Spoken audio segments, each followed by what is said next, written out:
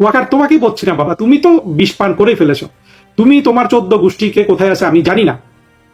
অবশ্য তুমি ভাবছো যে আমি তো এখন দাড়ি টাড়ি রেখে হুজুর হয়ে গেছি, তোমার হার্টে নাকি ব্লক ট্লক ফুটা মুটা কি কি আছে, হ্যাঁ কয়দিন পরে তুমি হয়তো মরেই যাবা, এটা ভাবছো।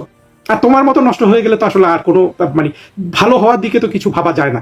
সুতরাং তোমাকে এগুলো শুনতে হবে না। কিন্তু আমি সামরিক বাহিনীর বিবেকবান অফিসারগুলোকে বলছি যে আপনারা কি প্রস্তুত আছেন ডেল এইস খান নামে এই জঙ্গি যেভাবে এখন 5 স্টার, হ্যাঁ রক স্টারের মতো, হ্যাঁ যুদ্ধের জন্য তার যে কল্পবিলাস, হ্যাঁ দি আর্ট অফ ওয়ার বলে সব জায়গায়, মনে হয় ওই ব্যাটাই একমাত্র বাংলাদেশের শিক্ষিত, হ্যাঁ সেই একমাত্র আর্ট অফ ওয়ার পড়েছে, আর কেউ পড়েনি। এইভাবে সে আসলে হয় কি, কুয়োতে তো ব্যাং হলো কি মানে কুমির।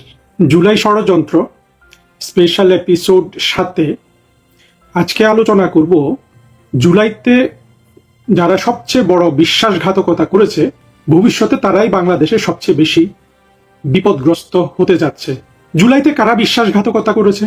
আমরা কিন্তু খোলামেলা ভাবে দলগতভাবে সেনাবাহিনীর কথা জানি। সেনাবাহিনী বা সামরিক বাহিনীগুলো বলতে পারেন। আর বাংলাদেশে তো বিমান বাহিনী, নৌবাহিনী সেনাবাহিনীর একটা কমপ্লিমেন্টারি অংশ। সেনাবাহিনী সবচেয়ে শক্তিশালী, কাজেই সেনাবাহিনীর অর্থাৎ আমি আলোচনাটা সেনাবাহিনী নির্ভর করব, সাথে নৌবাহিনী বিমান বাহিনী একই জিনিস হয়ে যায় আর কি, একক একক একটা প্রতিষ্ঠান হিসাবে আলোচনাটা করব। আমলাতন্ত্র কি জুলাইতে সরকারের সাথে বিশ্বাসঘাতকতা করেছে? না, করেনি। যতটা মোটা দাগে তেমন কোনো বিশ্বাসঘাতকতা আমরা দেখিনি। আমলাতন্ত্র বিশ্বাসঘাতকতা করেছিল 1996 সালে বিএনপির সাথে, কিন্তু 1996 সালে তো গণ অভ্যুত্থান ছিল। 2024-এ তো গণ অভ্যুত্থান ছিল না। কেন গণ অভ্যুত্থান ছিল না, জাস্ট এর আগের পর্বটাতে আলোচনা করেছি। অন্যান্য রাজনীতিবিদরা বা শেখ হাসিনার যারা ছিলেন তার কাছের মানুষ, আমরা কিন্তু কারো কথা শুনিনি যে কেউ বিশ্বাসঘাতকতা করেছে। হ্যাঁ, কেউ ভয় পেয়েছে, কেউ আগে থেকে হয়তো দেশ ছেড়ে চলে গেছে প্রধানমন্ত্রীকে রেখে, এগুলো কোনোটাই বিশ্বাসঘাতকতার পর্যায়ে পড়ে না। রাষ্ট্রের বাহিনী হিসাবে, সিভিল সার্ভেন্ট হিসাবে, কিংবা এই ধরনের এত বিধ্বংসী বর্বর একটা আক্রমণের বিরুদ্ধে লড়ার মতো সক্ষমতা সেই মুহূর্তে অন্তত সাইকোলজিক্যালি সক্ষমতা ছিল সেনাবাহিনীর। দেখেন, বিশ্বাসঘাতকতা তো কথাটা এখানে ছোট হয়ে যায়। হারুন ইজহারের একটা বক্তব্য শুনলাম, তার অডিও, আমার ধারণা এটা অনেকেই শুনেছেন। সেখানে দেখা যাচ্ছে যে স্পিরিটটা এইরকম যে সেনাবাহিনীর কোনো একজন অফিসার হারুন ইজহারের হাত পায়ে ধরছে যে আপনারা একটু রাস্তায় থাকেন, সরকার পড়ে যাবে। তার মানে ওয়াকার বাহিনী অলরেডি ডিসিশন নিয়েছে শেখ হাসিনাকে ফেলে দিবে। তবে এটা অলরেডি নিয়েছে বললেও কিন্তু ভুল হবে। আমরা যত দেখছি তত এটা আমাদের মধ্যে যুক্তি হিসাবে দাঁড়িয়ে যাচ্ছে যে ওয়াকার অনেকটা সারা জীবনের স্বপ্ন হিসাবে এই কাজটা করেছে। বাংলাদেশের স্বাধীনতা বিরোধী জামাতের হয়ে সে আর্মিতে ঢুকেছে। আর্মিতে ঢুকে সে আওয়ামী লীগের ধারে কাছে থাকার চেষ্টা করেছে। জেনারেল মোস্তাফিজের দৃষ্টি কাটার চেষ্টা করেছে। এতটাই দৃষ্টি কেড়েছে যে জেনারেল মোস্তাফিজ ছিলেন প্রধানমন্ত্রী শেখ হাসিনার সরকারের 1996 সালে তিনি যে সরকার গঠন করেন সেই সরকারের সেনাবাহিনী প্রধান। জেনারেল মোস্তাফিজের মেয়েকে বিয়ে করেছে।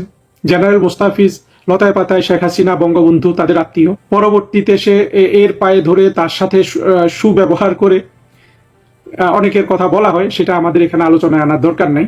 তাদের অনুরোধে তাকে সেনাবাহিনী প্রদান করেছিলেন শেখ হাসিনা, এবং সেই সুযোগটা সে কাজে লাগিয়েছে তার আজীবনের স্বপ্ন যে জামাতের হাতে বাংলাদেশটা তুলে দিবে। ব্যক্তিগতভাবে এটা বিশ্বাসঘাতকতার দিক থেকে দেখলে দেখুন, এটা চরম মাত্রার বিশ্বাসঘাতকতা। প্রধানমন্ত্রী শেখ হাসিনার সাথে যারা কাজ করেছে, আমি তাদের যত 2-4 জনের সাথে আমার পরিচয় হয়েছে, কথাবার্তা বলেছি, প্রধানমন্ত্রী সম্পর্কে জানতে চেয়েছি, একজনকেও পাই নাই কিন্তু যে শেখ হাসিনার জন্য জীবন দিয়ে দিবে না। কেন জীবন দিয়ে দিবে? রাজনৈতিক আদর্শ না, কিংবা বড় কোনো স্বপ্ন না। জীবনটা এই জন্য দিবে যে একজন প্রধানমন্ত্রী হিসাবে, একজন জননেতা হিসাবে, একজন রাষ্ট্রনায়ক হিসাবে প্রধানমন্ত্রী শেখ হাসিনা যে স্নেহ করেন, যে উদারতা দেখান, যে ক্ষমাশীলতা দেখান, যেইভাবে তাদের কাজকর্ম আরো ভালো করার জন্য তিনি গাইড করেন, যেভাবে তারা শেখ হাসিনার প্রজ্ঞা আবিষ্কার করেছেন, স্নেহ পেয়েছেন, মমতার বন্ধনে আবদ্ধ হয়েছেন, প্রতিটা জিনিস এই মানুষগুলোকে ব্যক্তিগতভাবে ভীষণভাবে প্রভাবিত করেছে। এবং এইসব গল্প শুনে আমার নিজেরও কখনো মনে হয় না যে শেখ হাসিনার আশেপাশে ওয়াকারের মতো এত বড় বিশ্বাসঘাতক থাকতে পারে। মানলাম এই ওয়াকার জামাতের, ওয়াকার শৈশব থেকে স্বপ্ন দেখেছে আওয়ামী লীগকে পরাজিত করবে, ৭১-এর মুক্তিযুদ্ধের পরাজয়ের প্রতিশোধ নিবে। তবু শেখ হাসিনা সম্পর্কে যারা জানেন তারা এটাই বিশ্বাস করবেন যে এইরকম ইবলিশও শেখ হাসিনা সান্নিধ্যে আসলে ভালো হয়ে যায়। এবং আমি এও বিশ্বাস করি অনেক জামাতের অফিসার কিন্তু ওয়াকার ছাড়া এমনও হতে পারত, অর্থাৎ আপনার ৫০টা জামাতের অফিসারের মধ্যে বা ৫০০ জামাতের অফিসারের মধ্যে একজন ওয়াকার হতে পারে, ৫০০-র মধ্যে বাকি ৪৯৯ জন কিন্তু শেখ হাসিনার জন্য জীবন দিবে। এই রকম সময়ে শেখ হাসিনা যেহেতু দেশের পক্ষে ছিলেন, সেই লোকও দেশের পক্ষে দাঁড়াবে। সকল যুক্তিতে কিন্তু এটাই বলে। তাহলে বুঝতে হবে যে ব্যক্তি ওয়াকার মানুষ হিসাবে কত বড় ইবলিশ হিসাবে সে গড়ে উঠেছে। দেখুন, কেউ যদি ভাবেন যে আমি বাংলাদেশের সেনাবাহিনীকে এখানে তুলোধুনা করতে বসেছি, তারা ভুল করবেন। আমি মনে করি প্রতিটা দেশের একটা সেনাবাহিনী থাকে, বাংলাদেশেরও আছে। কিন্তু আজকে কিছু প্রশ্ন তুলব, কিন্তু সেটা এই জন্য না যে আমি সেনাবাহিনীর ক্ষতি চেয়ে এগুলা করছি। হ্যাঁ, কেউ এগুলা বলতে সাহস করবে না, সেই সাহস তো আমার আছে। এটা তো বাংলাদেশের মানুষ, অন্তত যারা আমার কথাবার্তা শোনেন বা যারা আমার আচার আচরণ জানেন তারা বোঝেন যে আমার সেই সাহস আছে। কিন্তু আমি তো বাংলাদেশের সামরিক বাহিনীগুলোরও ভালো চাই, তারা বাংলাদেশের উপযুক্ত সামরিক বাহিনী হিসাবে গড়ে উঠুক। আজকে সেটা বলতে না পারলেও ভবিষ্যতে কখনো সেই কথা বলবো। কিন্তু আজকের বক্তব্য ওটাই যে সবচেয়ে বড় বিশ্বাসঘাতক কিংবা একমাত্র বিশ্বাসঘাতক কত ধরনের বিপদ তার জন্য ডেকে নিয়ে এসে সেই আলোচনাটা করা হলো আজকের উদ্দেশ্য। যা হোক, এই ওয়াকারের পেছনে অনেক অফিসার দাঁড়ালো। আর বাংলাদেশে যেটা হয় আসলে কোনো বাহিনী প্রধান যদি আর আমাদের তো ওই দুর্বলতা আছে, আওয়ামী লীগ বলুন, মুক্তিযুদ্ধের পক্ষের শক্তি, আমরা তো বাংলাদেশের কোনো প্রতিষ্ঠানকেই মুক্তিযুদ্ধের প্রয়োজনীয় অর্থাৎ মুক্তিযুদ্ধের চেতনা শানিত করে গড়তে পারিনি। সেখানে আসলে সামরিক বাহিনীর যে বিচ্যুতি সেটাও সেই দৃষ্টিতে দেখতে হবে। আর সামরিক বাহিনীগুলো তো দীর্ঘদিন জিয়াউর রহমান, এরশাদ এরা বড় করেছেন, খালেদা জিয়া। ফলে এখানে পাকিস্তানের পদ্ধতিতে সামরিক বাহিনী গড়ে উঠেছে, এটা খুব একটা অপ্রত্যাশিত নয় আসলে। আবার প্রধানমন্ত্রী শেখ হাসিনার যে ১৫-১৬ বছরের শাসন, সেই সময়ও তো মুক্তিযুদ্ধের পক্ষের অনেক অফিসারও তো সেখানে ছিল। তাদেরকে বড় জোর দোষ দিতে পারি যে তারা কেউ সাহস করে এগিয়ে আসেনি। আবার সম্ভাবনা কতটুকু ছিল সেটাও বুঝতে হবে। আমরা তো জেনারেল জিয়াউল হাসানকে দেখছি যে এইরকম বীরের পুরো তো আমাদের সেনাবাহিনীর জন্ম দিয়েছে। যা হোক, মূল কথায় ফিরে আসি। সেনাবাহিনী নিয়ে যেই আলোচনাগুলো আগে কখনো হয় নাই বা সাহস করে নাই, ভবিষ্যতে কিন্তু সেনাবাহিনী এই প্রতিটা প্রশ্নের সম্মুখীন হবে। বিশেষ করে ২৪-এ তার দেশবিরোধী তো নাই, দেশটা তো ধ্বংস হয়ে গেছে এবং ধ্বংসের দ্বার প্রান্তে। আপনারা দেখছেন না, তারেক রহমান খেই হারিয়ে ফেলে, হ্যাঁ, মানুষের স্বপ্নে যেটা নাই, কল্পনাও যেটা করতে পারতো না, সেই কাজ তারেক রহমান করে ফেলেছে। জাতীয় সংসদের দক্ষিণ প্লাজায় আমেরিকান রাষ্ট্রদূতকে দিয়েছে তাদের জাতীয় দিবস পালনের জন্য। দেখেন, এইরকম একটা সময়ে শেখ হাসিনা কিন্তু জঙ্গি উত্থানের চূড়ান্ত সময় পর্যন্ত মাথা ঠান্ডা রেখেছে। এই পর্যন্ত যা করেছেন মাথা ঠান্ডা রেখেছে। আর তারেক রহমানের একটা শান্তির সময় কিন্তু তার মাথা কাজ করছে না। তারেক রহমান, খলিল যারাই এই কাজটা করেছে তাদের মাথা যদি ন্যূনতম কাজ করতো, আমেরিকানরা এইটা এমনও হতে পারে যে খলিলরাই বলেছে তোমরা এখানে করো। যদি উল্টাটা হয় যে তারা এসেছে, আমরা তো সে সাথ দেখিয়েছে যে তোমাদের দক্ষিণ প্লাজায় আমরা জাতীয় দিবস করব, তারা বুঝাতো দেখো যে বাংলাদেশের মানুষ এখন তোমাদেরকে যে পর্যায়ে দেখে, আর তোমাদের সাথে আমাদের যেই ধরনের এখন কোঅপারেশন, আমি একদম ডিপ্লোম্যাটিক কথাবার্তায় বলছি, সেই অবস্থায় এটা করা ঠিক হবে না। আমরা চাই নীরবে আমাদের যে এঙ্গেজমেন্ট, আমাদের কোঅপারেশন, সেটা এক্সপান্ড করতে। সেটা পাবলিককে ঢাকঢোল পিটিয়ে দেখানো ঠিক হবে না। তাহলে কেন দেখালো? হয় এদের মাথা কাজ করছে না, না হলে অতিরিক্ত অহংকার এসে গেছে যে মার্কিনীদের দেখাতে হবে যে মার্কিনীরা আমাদের ছাতা। এখন দুটোই কিন্তু প্রচন্ড বুমেরাং হবে, মার্কিনীদের জন্য বুমেরাং হবে, তারেক রহমানের জন্য বুমেরাং হবে।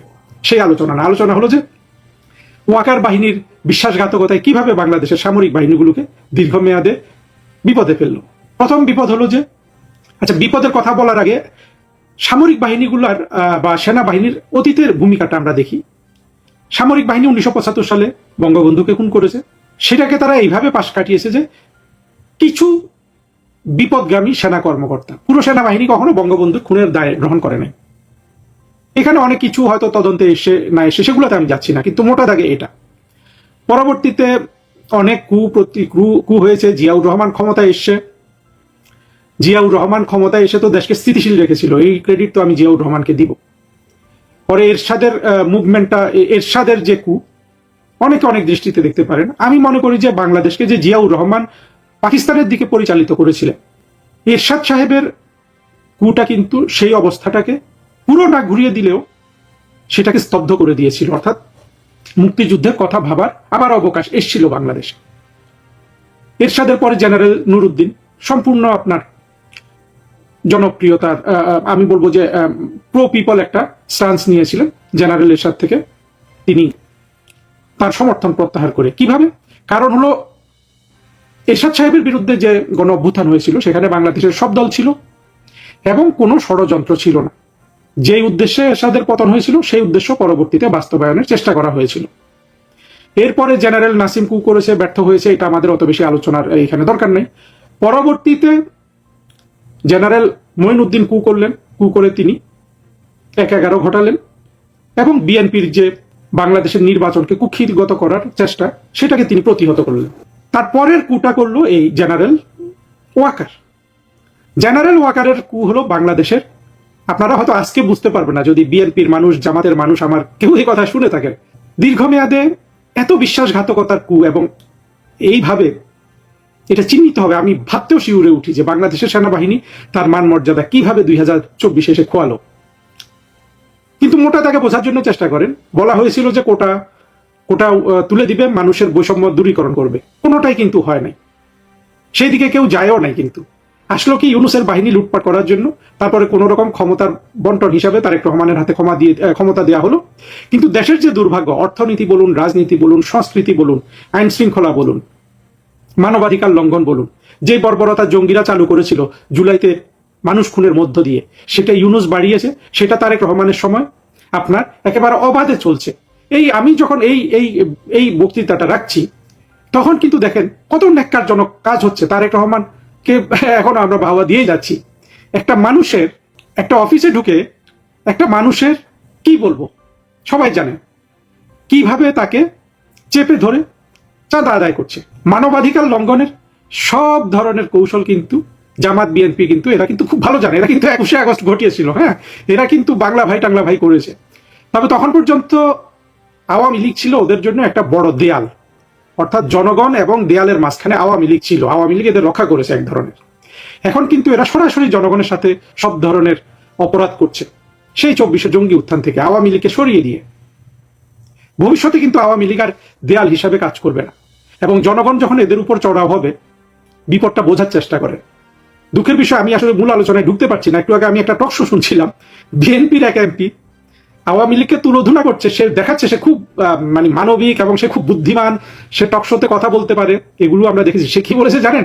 যে টাকা যদি পাচার না হয়ে যায়, দুর্নীতিকে সে এমন কিছু মনে করে না, দুর্নীতি টাকা যদি দেশের অভ্যন্তরে বিনিয়োগ হয় সেটাকে ক্ষতিকারক কিছু মনে করে না। দেখেন সরকারি দলের লোক, এই হলো তারেক রহমানের এই লোকগুলা, কি অবস্থা হবে বোঝেন।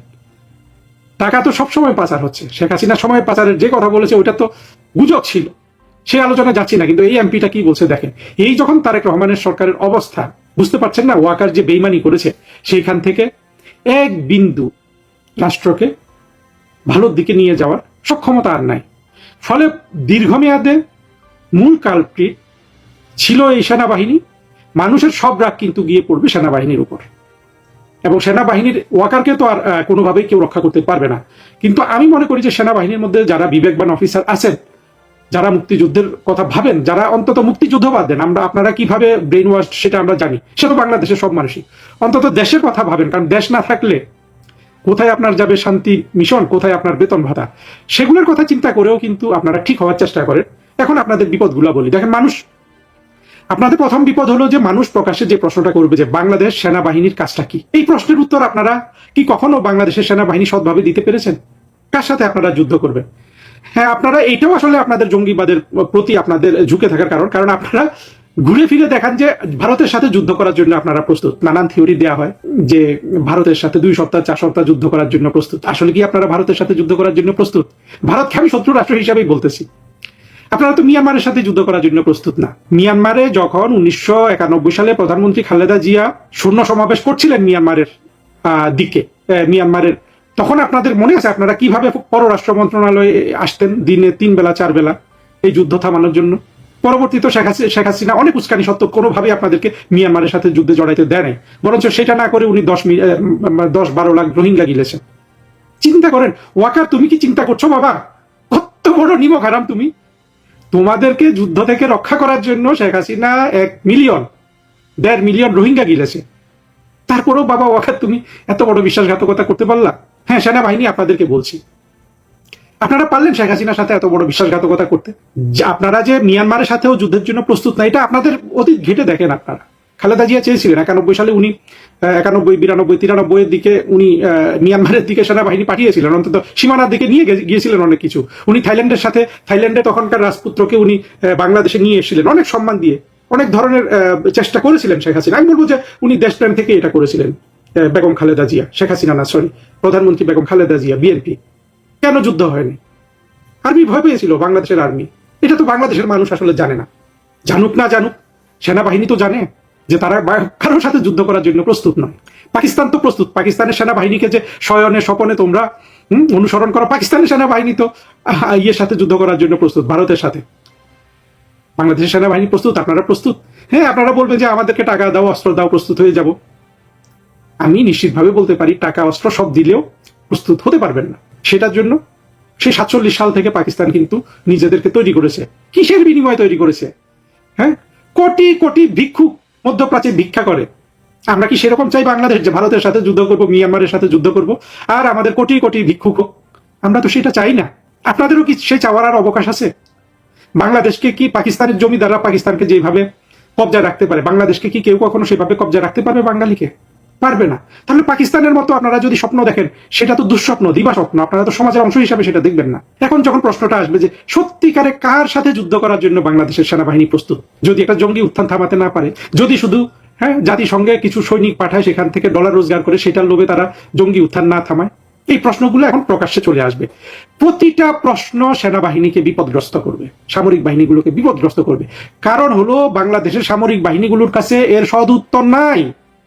ওই যে জঙ্গি মোস্তাফিজ, কর্নেল মোস্তাফিজ মার্কিন যুক্তরাষ্ট্র থেকে যেই উস্কানি দেয়, কিংবা এই যে এই হাসিন হক, গোলাম আজমের ছেলে, ওরা যেই উস্কানি দেয়, সেনাবাহিনীতে যারা চাকরি করেন, আমি তাদেরকে বলবো আপনারা একটু ঠান্ডা মাথায় চিন্তা করবেন। ওই উস্কানিতে আপনারা কতটা সেই উস্কানি গ্রহণ করে সেইভাবে গাজওয়াতুল হিন্দ করতে পারবেন? কয়জন করতে পারবেন? হ্যাঁ, আমি জানি একটা অংশ আছে যে গাজওয়াতুল হিন্দে লাফ দিয়ে পড়ে মরে তাড়াতাড়ি বেহেশতে চলে যায়। কিন্তু এই যে যত সেনাবাহিনীর সদস্য আছে, সবাইকে এটাকে একমত হবে? ঠিক আছে, আপনারা গাজওয়াতুল হিন্দ করতে চলে গেলেন, সেনাবাহিনী ওই রকম ধরে নিলাম, যেহেতু ওয়াকারের প্রতি তাদের এত আনুগত্য। সেটা করার যে মূল্য বাংলাদেশের মানুষকে দিতে হবে, অর্থনৈতিক মূল্য, আর কোনো কিছু না হোক, দেশের অংশ হারানোর সম্ভাবনা তো আছেই, সেই দিকেও গেলাম না। শুধু যেই পরিমাণ জনসম্পদ এবং সম্পদ এবং অর্থনৈতিক ক্ষতি হবে এই ধরনের কোনো কনফ্রন্টেশনে, সেটা গ্রহণ করার জন্য কি বাংলাদেশ প্রস্তুত আছে? বাংলাদেশের মানুষ প্রস্তুত আছে? 2 কোটি মানুষ প্রস্তুত আছে, জামাত প্রস্তুত আছে, আপামর জনসাধারণ কি প্রস্তুত আছে? বিএনপি প্রস্তুত আছে, আওয়ামী লীগ প্রস্তুত আছে, জাতীয় পার্টি প্রস্তুত আছে, আম বাম কতগুলো আছে, ওগুলোর যদিও সমাজে কোনো মূল্য নেই, সেগুলো প্রস্তুত আছে। একটু আপনারা নিজেদেরকে চিন্তা করবেন, নিজেরাই প্রশ্নগুলো নিজেদেরকে করবেন। যদি আবার পাহাড়ে সমস্যা শুরু হয়, পাহাড়ে যদি এখন সমস্যা শুরু হয়, জিয়াউর রহমান সাহেব যেভাবে এটা মোকাবেলা করেছেন, বা পরবর্তীতে 96 সাল পর্যন্ত যেভাবে এটা মোকাবেলা করা হয়েছে, এখন কি সেইভাবে সম্ভব হবে? নাকি সেখানে আরো বিভিন্ন শক্তি জড়িয়ে যাবে?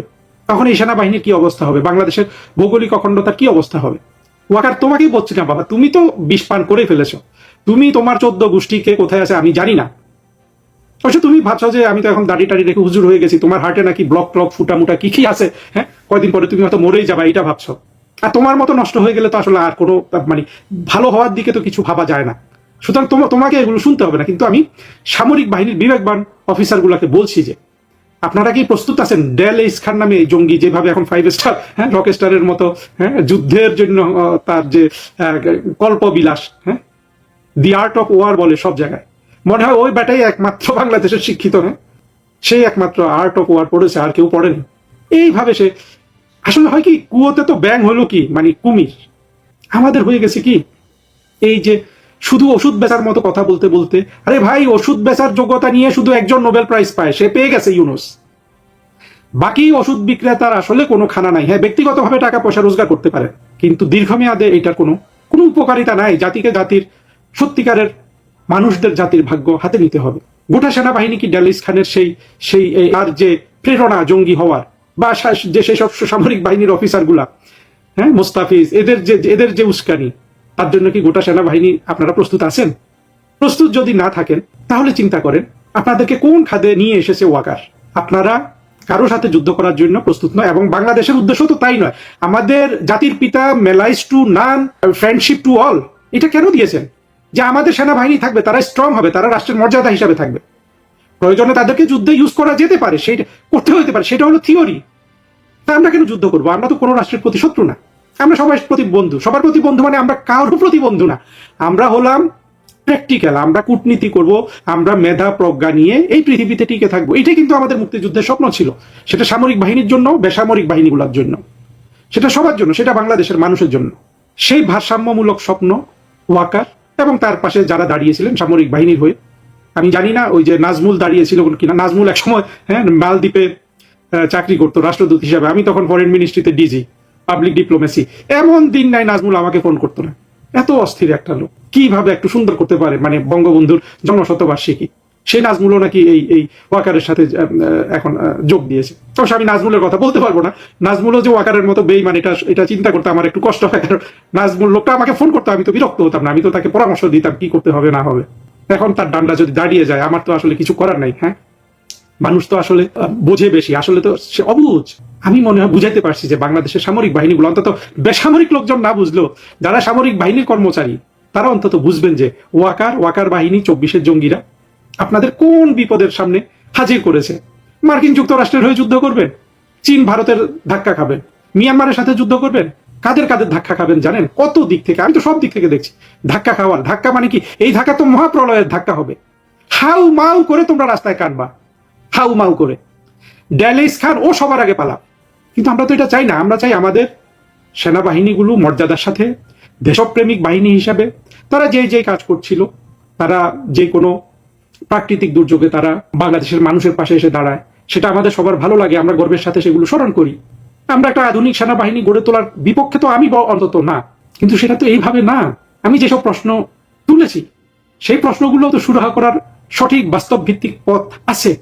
কিন্তু এখন তো সেনাবাহিনী, আপনারাই জানেন, আপনারা এগুলো গোজামিল দিয়ে রেখেছে, আর আপনারা জঙ্গিদের সাথে যাওয়া এই গোজামিলের সমাধান ভেবেছেন। সেইভাবে তো সমাধান হয় না। গোজামিলের কোনো জিনিস কি সমাধান হয়? হয় না। আমার মনে হয় অনেক কথা বললাম, আরো অনেক কথা বলা যেতে পারে। অন্তত সামরিক বাহিনীর যেসব লোকজন এই বক্তৃতাটা দেখলেন, তারা একটু ঠান্ডা মাথায় চিন্তা করবেন। অনেক নেগেটিভ কথা বললাম, পজিটিভ কথা হলো যে আমি মনে করি বাংলাদেশের মানুষ দ্রুত তাদের ভুল বুঝতে পারবে। সবে মাত্র তারেক রহমানের সরকার তাদের কারো অন্ডকোষ চেপে দিল, আরো যে কত কি চাপবে। কারণ হলো অন্যায্যভাবে, অন্যায়ভাবে আপনার ষড়যন্ত্রের পথে মুক্তিযুদ্ধের প্রকৃত চেতনা ধারণ না করে মুক্তিযুদ্ধপন্থী বলে রাষ্ট্র চালানো অতি দুরূহ, অতি কঠিন। আমরা এটা খালেদা জিয়ার সময় দেখেছি, 91 থেকে 96, 2001 থেকে 6 উনি অর্থনৈতিক উন্নতি করতে পারেন নাই বাংলাদেশের, জঙ্গিবাদ উনি ঠেকাতে পারেন নাই। শেখ হাসিনা দুটোই পেরেছিল। এটা তো খালেদা জিয়ার দোষ না, তারেক রহমানেরও দোষ না। দোষ হলো তারা যে আন্তরিকভাবে বাংলাদেশের মুক্তিযুদ্ধের চেতনায় আসতে চান না, সেটা তাদের দোষ। না আসাটাও কি তাদের দোষ? কত ধরনের প্রভাব, কত সমর্থক তাদের। এই জামাত কত সমর্থক তৈরি, মানে কতভাবে মানুষকে প্রভাবিত করে, কাউকে বিএনপি করে রেখেছে, কাউকে জামাত করে রেখেছে, আবার আওয়ামী লীগের মধ্যেও কত লোক ঢুকিয়ে দিয়েছে। সবাই সচেতন হন। আমার বিশ্বাস যে আমরা যদি একটু সচেতন হই, না হলেও এটা হবে, বাংলাদেশ কিন্তু আবার মাথা তুলে দাঁড়াবে এবং এইবার কিন্তু স্বাধীনতা বিরোধীরা নিপাত যাবে।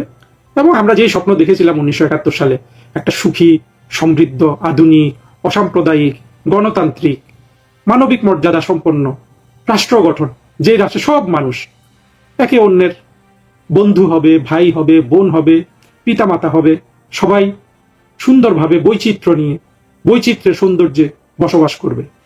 সেই স্বপ্ন তো আসলে মাঠে মারা যেতে পারে না। এই স্বপ্নটা কিন্তু মানুষের স্বপ্ন ভাই। মানুষ 5 লাখ বছর ধরে এই চেষ্টাতেই এগিয়েছে, অনেক খারাপ কাজ করেছে, কিন্তু মানুষের চূড়ান্ত চাওয়া হলো ভালো হওয়া। আমি মনে করি বাংলাদেশের মানুষ, এমনকি জঙ্গিরাও হয়তো একদিন আমরা যদি ওদেরকে ভালোভাবে শিক্ষা দিতে পারি, তারাও ভালো হতে চাইবে। তারা ঘৃণা নয়, বন্ধুত্বের পথ, প্রীতির পথ বেছে নিবে। কিন্তু সে কাজটা কঠিন, এই কঠিন কাজটাই আমাদেরকে করতে হবে। এবং আল্লাহর কাছে দোয়া করি আমার বক্তৃতা যেন এই পথে কাউকে না কাউকে হেদায়েত দান করে।